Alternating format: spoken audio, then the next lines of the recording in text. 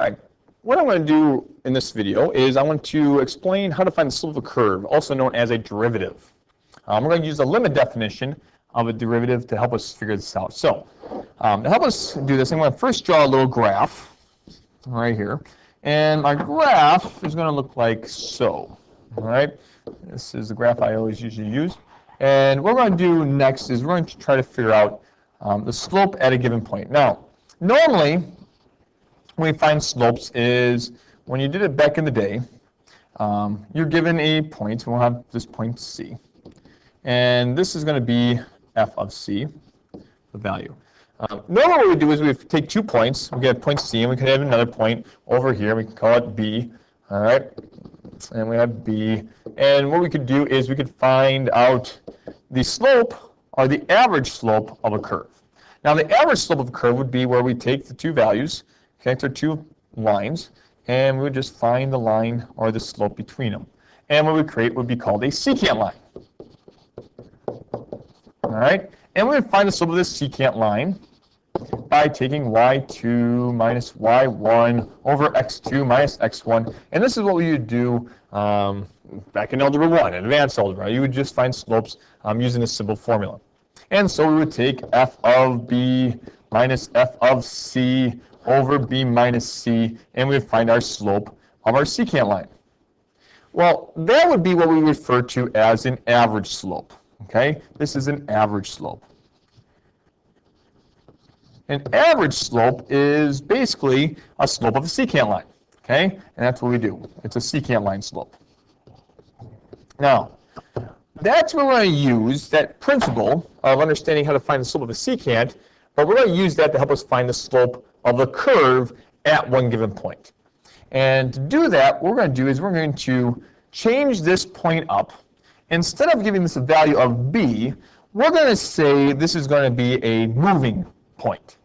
We're going to create a secant line, and this point is going to be h units away. Also, you could maybe say delta x in other places. They have delta x. But it's going to be delta x, or x units away from C.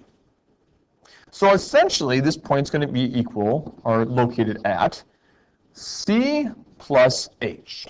C plus h, where h is the distance from C.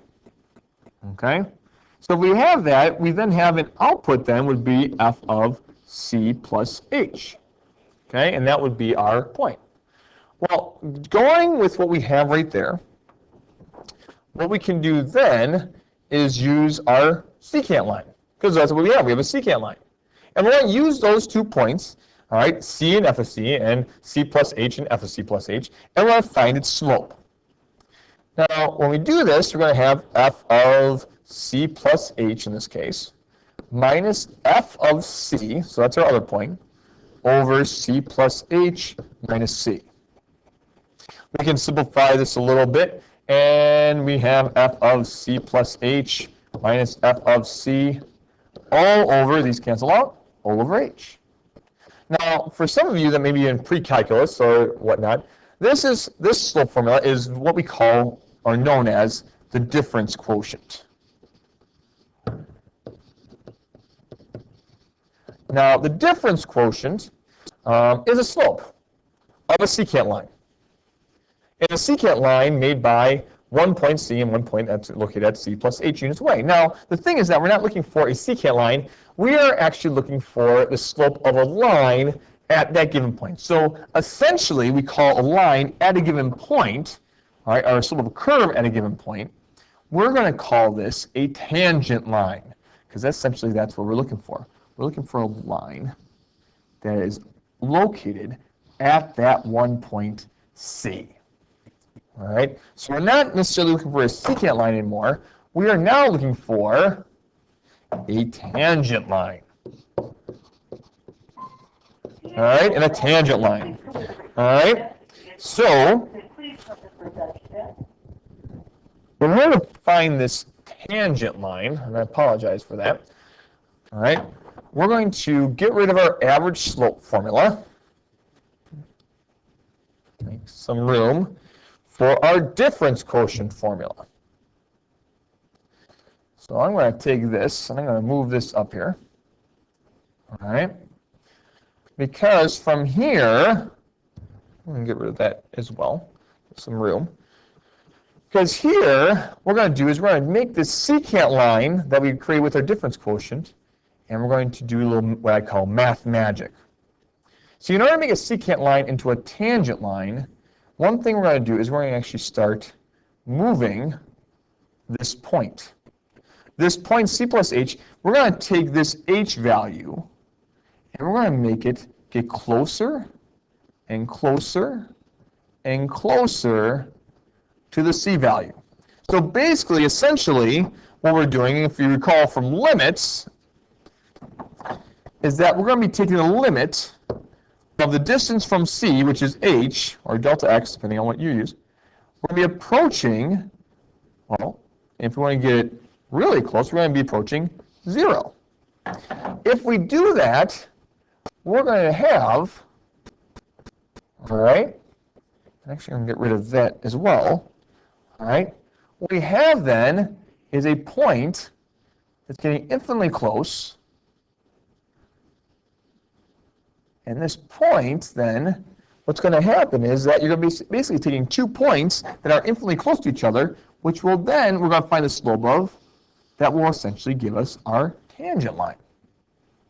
So this right here, this formula, when h approaches 0 of f of c plus h minus f of c over h, this actually is the slope of a tangent line. And essentially, that equation is also what we refer to as the slope of a curve, or a derivative.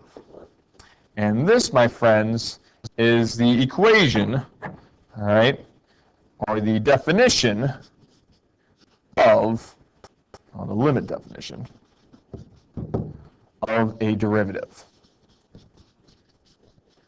We take 2 points and bring them infinitely close to each other, all right, where one point right there, we bring it, change the color, take that point and make it infinitely close to it, where it's on top of c, or at least approaching 0, so the two are next to each other, and therefore we have the slope of a curve, the slope of a tangent line, which are the same thing, and we can do that. We do this because this is where we can find slopes, and this, what we refer to as the instantaneous slope, and instantaneous slope is where we talk about velocity and is the foundation for using differentiation, all right, and one of the main components of calculus.